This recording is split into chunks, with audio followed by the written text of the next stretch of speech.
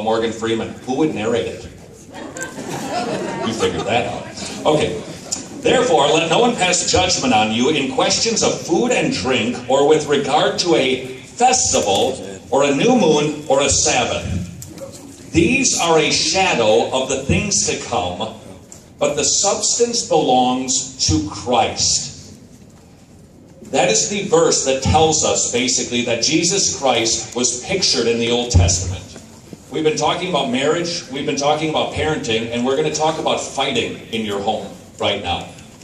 And the reason that we need to establish Jesus in the Old Testament, as we've been talking about, if we fail to understand what the Bible is about, the business that God is about, we will not have a clue what marriage and parenting is about. It is about Jesus. It is about the gospel. And we need to understand and believe that that is what the Bible is about. And this Bible verse, with many others, tells us that Jesus is not just a man who appeared on the scenes in the year, give or take 33 AD, and announced, I am God. Instead, he was prophesied, he was predicted, and he was pictured in types and shadows in the Old Testament, all pointing toward him. And we spent some time yesterday making our way through some of those things that show us that the Bible is about the gospel, so that we believe that our marriage and our parenting and our relationships at work, at home, at play, at the park should be about the gospel. And then we try to figure out, how does that look? How do we apply that? This verse right here tells us that Jesus Christ was pictured in the Old Testament in the festivals. In the Old Testament, we have to be careful. There were things, they could be items, they could be people, they could be events, they could be furniture, that were actually a picture of Jesus. The festivals, 7 of them, depending on how you want to look at it, all pointed toward Jesus. The Sabbath pointed toward Jesus. When you read through the Gospel of John, and you've kind of noticed there's a little bit of contention between Jesus and the Pharisees about the Sabbath. If you don't understand what the Sabbath was about in the mind of the first century Jew, you really miss the impact of what was going on and what Jesus was really saying. God created the world 6 24-hour days. Yep, I'm one of those. 6 24-hour days, and then on the 7th day, he rested. We jump ahead to Exodus chapter 20, and we discover that the Sabbath, well, we call it Sunday, it was Saturday back then, is patterned after God resting on the Sabbath. What was the Sabbath, among other things? It was a seal of a covenant. It was God's way of stating, I want you to keep this. This is a sign of my covenant. Now, fast forward over the centuries, the Pharisees started to get a hold of the Sabbath business, basically as a way to make their way to heaven. Because if you notice when you read through the Bible, it doesn't tell you how to rest on the Sabbath. So what did the brilliant Jews, and they are brilliant, what did they do? Well, we'll figure this thing out. How do you rest on the Sabbath to be pleasing to God? So they came up with columns of laws, and they are crazy. You could not take a bath on the Sabbath. And you think, well, I guess I can get that. You're working if you rub-a-dub-dub, that's working. No, that wasn't the reason. The problem was, if you spilled some water over the tub, and the water was enough that it actually cut a little furrow in the dirt, then you're farming.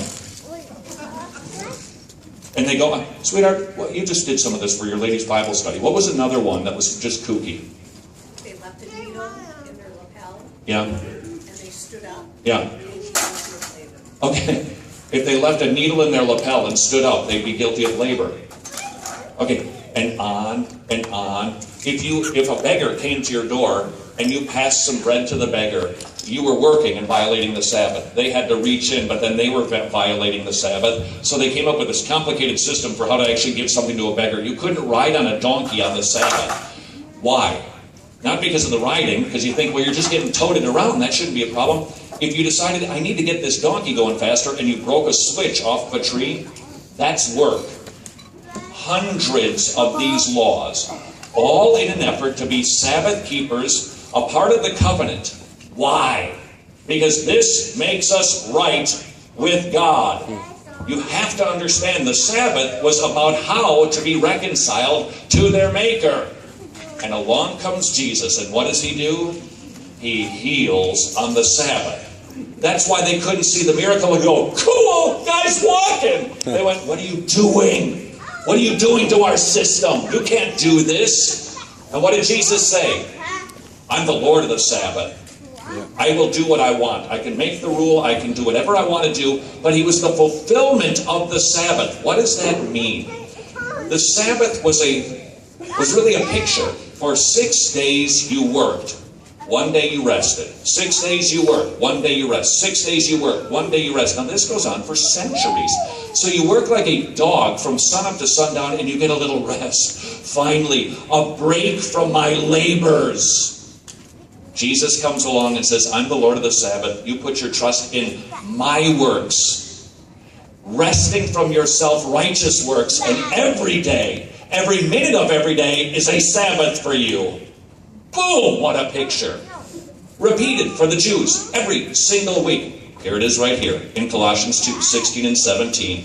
Don't let anybody tell you about when to keep the Sabbath, because the substance belongs to Christ. In my estimation, when is the Sabbath? This second.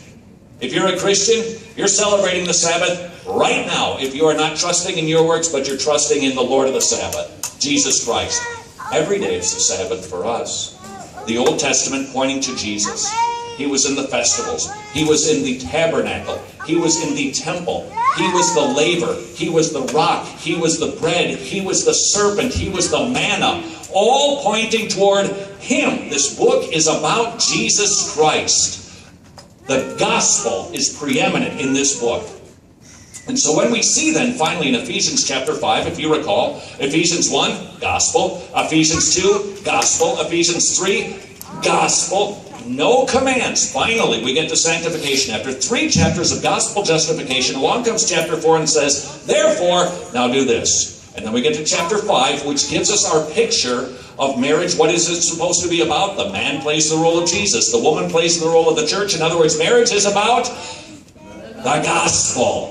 And then we hear about our children. Obey your parents. How? As in the Lord. And then it gives us about a verse, 2 commands really, about how to parent our kids. Don't make them crazy. That's a paraphrase. And grow them up in the fear and the instruction of the Lord. What is the instruction of the Lord? This book. What is this book about? It's about the gospel. So we see that our marriage is supposed to be about the gospel. Parenting is supposed to be about the gospel. And we go, cool, that makes sense. How do we do that? What does that mean? What does that look like? We're going to discuss fighting and arguing and tension in the home. And let's see how the gospel applies. And then by the time we're done, you're going to go, okay, I think I'm starting to get this. I apply the gospel. There's a problem, I need the gospel. Something is going wonky, I need the gospel. Somebody's not behaving right, there's a gospel issue going on here, so that you can learn to simply discipline yourselves to be about the business that God is about, and that is the gospel of Jesus Christ.